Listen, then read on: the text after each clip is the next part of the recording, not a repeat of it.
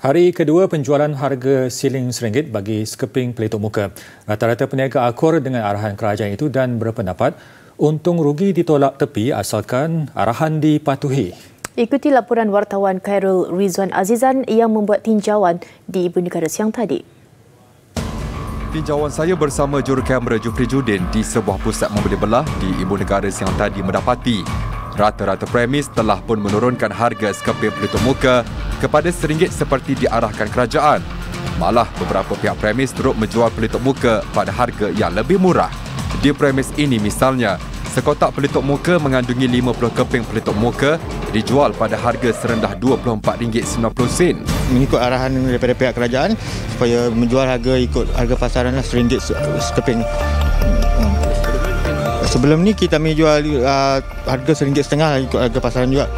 Tinjauan saya selama hampir 2 jam turut disertai Kementerian Perdagangan Dalam Negeri, Hal dan Ehwal Pengguna Cawangan Wilayah Persekutuan Kuala Lumpur. Walaupun semua premis mendapati menjual pelitup muka pada harga ditetapkan, namun ada juga yang diberi amaran kerana masih belum menukar tanda harga baru yang dikhawatiri boleh mengelirukan pelanggan. Ya, harga mengelirukan satu kali itu. Sebenarnya menjadi kesalahan satu. Dia saja baru tukar harga lah. Bila letak harga? Bila? Semalam.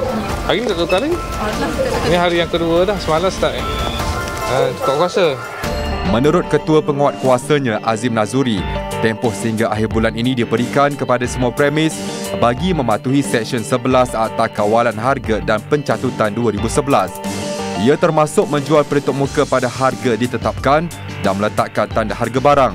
Sabit kesalahan boleh dikompaun sehingga RM20,000. Masih ada peniaga yang tidak menjual pada harga yang ditetapkan ataupun melebihi harga ditetapkan, kita akan bagi amaran dan nasihat dulu.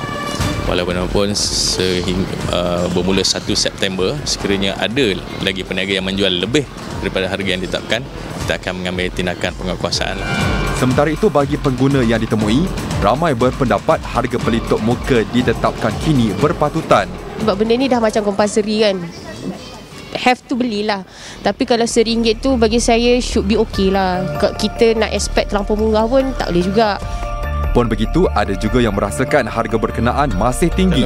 Kalau benda ni masih jadi keperluan kepada kita untuk terutamanya untuk orang yang tak berkemampuan, saya rasa harga tu boleh diturunkan lagi. Bagi macam kalau yang berkemampuan macam mungkin pada saya tak ada masalah, tapi kita tak tahu mungkin yang golongan luar bandar. Semalam Menteri Perdagangan Dalam Negeri dan Hal Ehwal Pengguna, Datuk Alexander Natalinggi memberi amaran peniaga tiada alasan tidak menurunkan harga pelitup muka, memandangkan pengumuman mengenai perkara itu telah dilakukan lebih awal dan bukan di saat akhir. Daripada RM1.50 kemudiannya diturunkan kepada harga RM1.20 dan terkini harga bagi sekeping pelitup muka 3 lapis ini dijual dengan harga RM1 sekeping. Dan bagi orang bujang seperti saya mungkin tidak begitu terasa. Bagaimanapun bagi mereka yang sudah berkeluarga dan mempunyai tanggungan yang agak ramai, ianya mungkin sedikit membebankan. Apapun jaminan kerajaan, langkah penurunan ini tidak akan terhenti di sini saja. Sebaliknya akan terus diturunkan dari masa ke semasa demi keselamatan pengguna yang lain. Laporan Khairul Rizwan Azizan, TV3.